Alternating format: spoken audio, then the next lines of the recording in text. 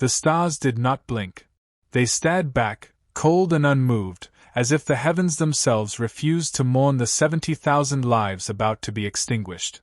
The broadcast began with no warning.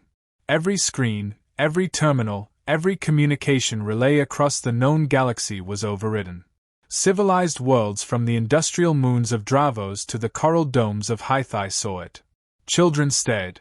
Diplomats froze. Soldiers clutched their weapons with white-knuckled fists. No one could look away. On screen stood Grand Marshal Virex of the Galactic Empire, clad in ceremonial obsidian armor that gleamed under sterile floodlights. Behind him stretched a scaffold of unfathomable size, its platforms crammed with trembling prisoners, humans.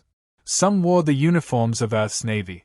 Others, the rags of colonists dragged from their domes and farms. Many were just children, their hands bound, their mouths gagged to muffle screams. This, Virex declared, his voice booming across galaxies, is the price of defiance. Earth refused to yield. This is the result. As the execution drones descended, slicing the silence with their metallic whir, the audience remained frozen. The blades dropped in synchronized arcs. One by one, row by row, bodies fell like grain before a harvester. Blood pooled and steamed on the platform's surface, visible even through the holofeed's compression.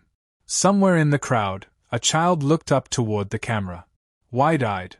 Mute. Her lips moved. Tell Earth, don't forget. Then static. Silence. On Earth, no sirens sounded. No leaders stepped forward. The Terran Accord's command bunker, buried beneath the Arctic shelf, sat in stillness. The President of Earth did not speak. The generals did not argue. The room, filled with the brightest minds of humanity's resistance, remained silent long after the feed had ended. There were no tears. Only a slow, heavy breath as a single file was unlocked and passed to the head of Strategic Response. Its name, Project Kurokami. Far beneath the Himalayas, in a chamber carved from glacial stone and wrapped in shadow, a cryopod stirred. Its surface was covered in ancient warning sigils and biometric locks. As steam hissed and the mechanisms disengaged, the room dimmed. The pod opened, revealing a man, not old, not young. His skin was pale from stasis, his eyes still closed, as if the universe hadn't yet earned his attention.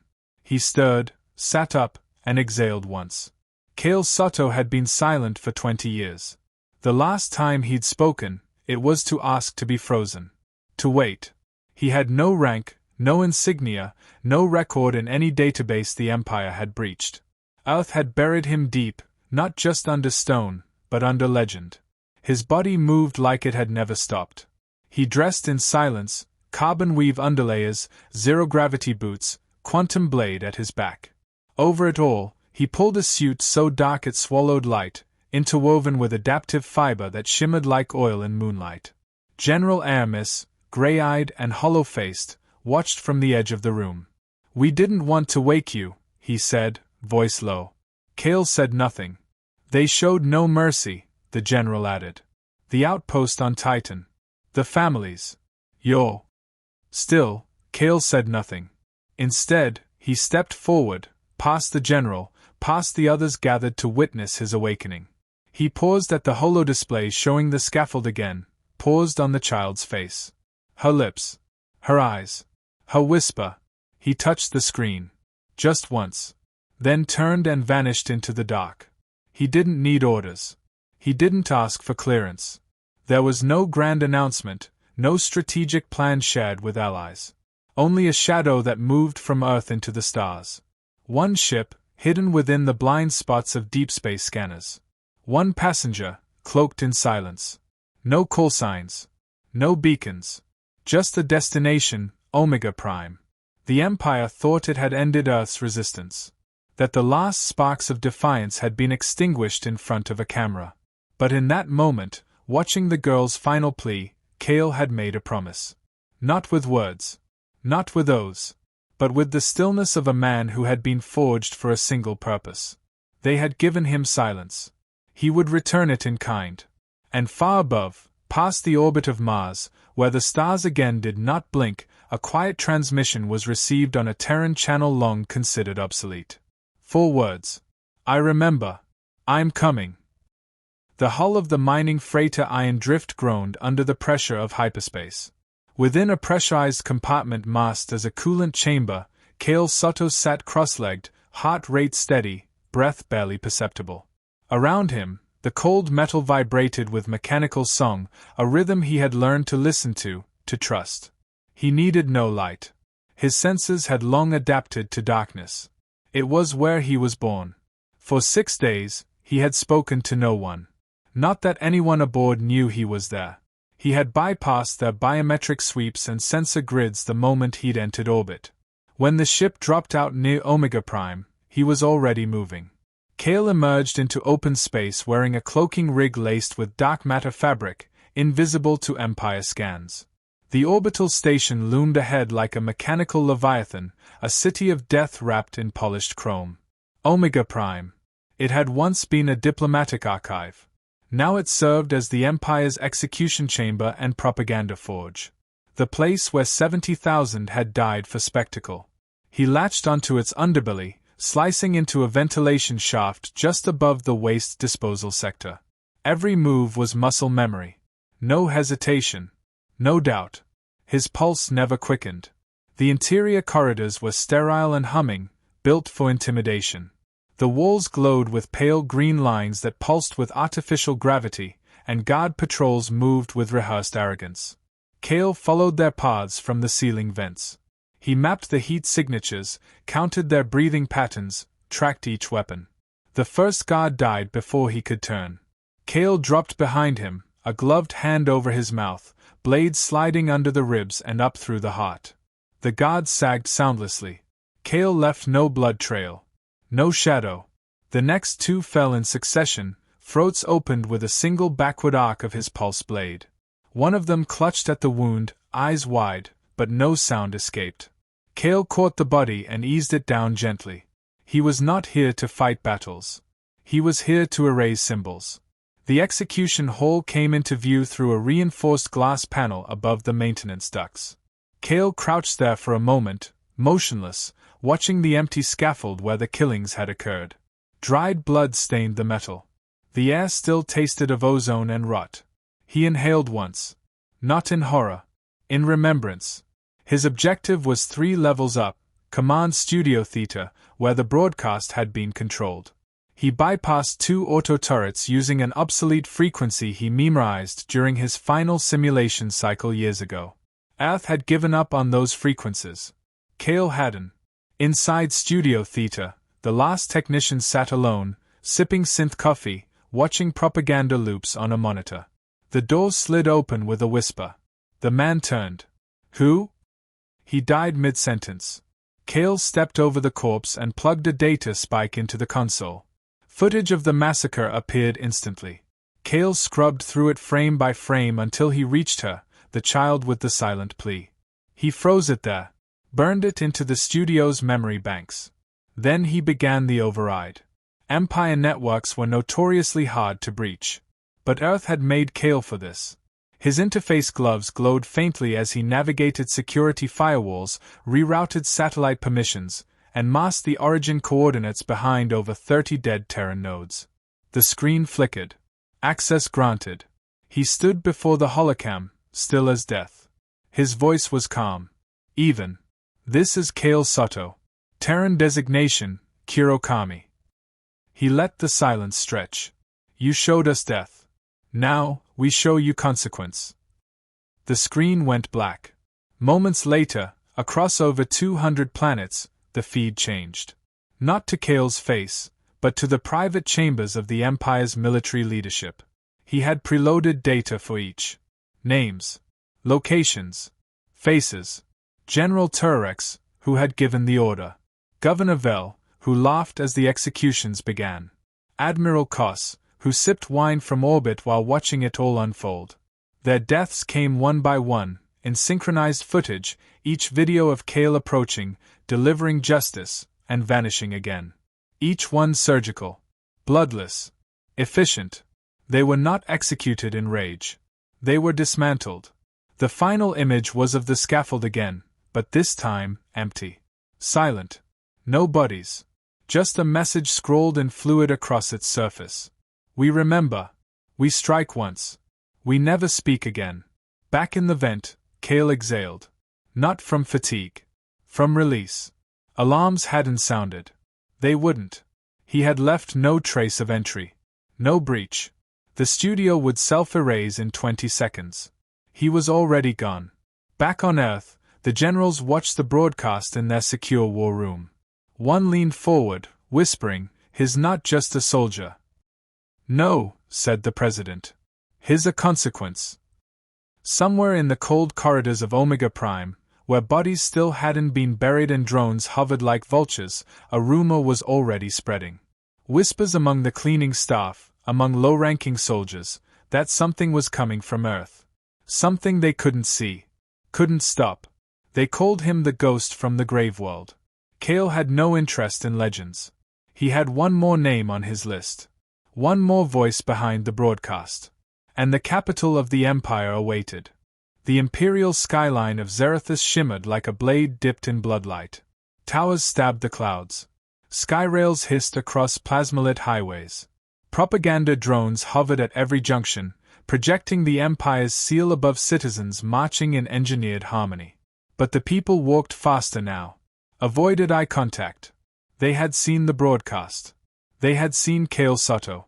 Within the heart of the capital, behind 12 layers of biometric defense and a kilometer of orbital shielding, High Strategist Rel sat in silence. He hadn't slept since the executions of his fellow command. The images haunted every wall of his secure bunker, Kale moving like death given shape, eliminating generals who once ruled entire sectors. Rel had ordered the Titan massacre.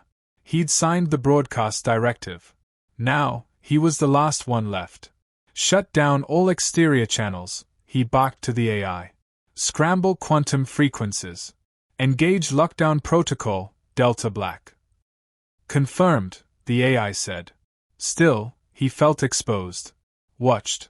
He turned toward the glass wall that framed the cityscape, his reflection pale and sweat-slicked. The lights flickered. Just once. A glitch. Then again. This time slower. No. The lights went out. He drew his sidearm and backed toward the panic chamber. It opened only for him, surrounded by 8 layers of independent shielding. But the chamber door was already ajar. Kale was inside. Silent. Waiting. Rel raised the pistol. His hand shook. Kale didn't move. "They told me you were human," Rel whispered. "But you're not.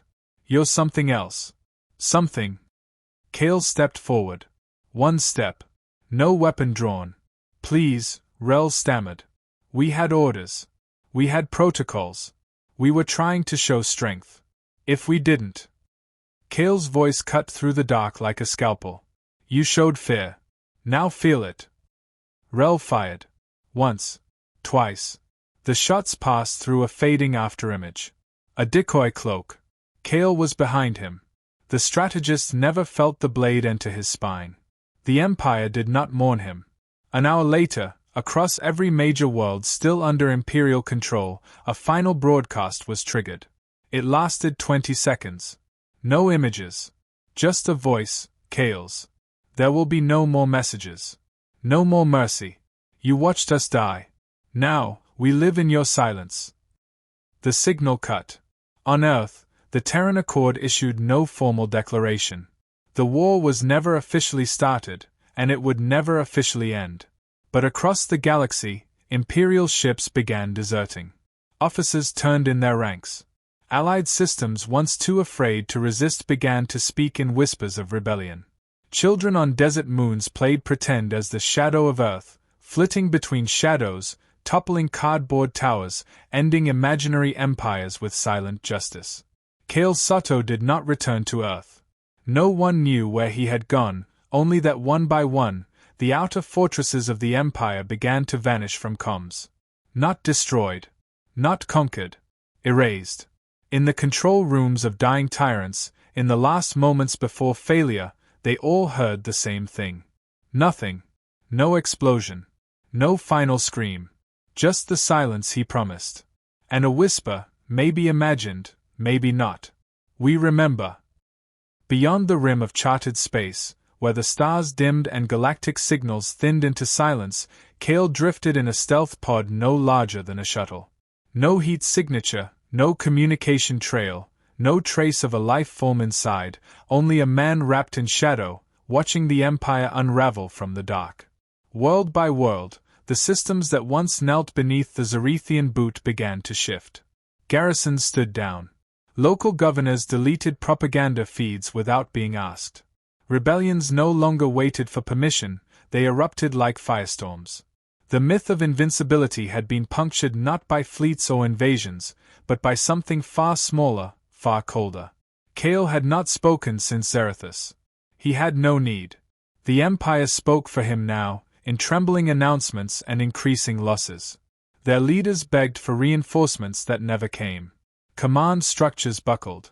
A civilization engineered to rule through spectacle now feared the silence of a single Terran shadow. Back on Earth, within the command nexus of the Terran Accord, General Aramis stood before a wall of reports, unconfirmed kills, missing starships, blackouts across entire sectors. He traced the arcs of failure with a stylus, knowing only one man could move like that, hit like that, vanish like that. "He's become something else," said the president beside him. "Not a soldier. Not even a symbol." Aramis nodded. "His a memory made flesh. The kind you can't forget. The kind you pass on, even if you never saw him." But not everyone believed.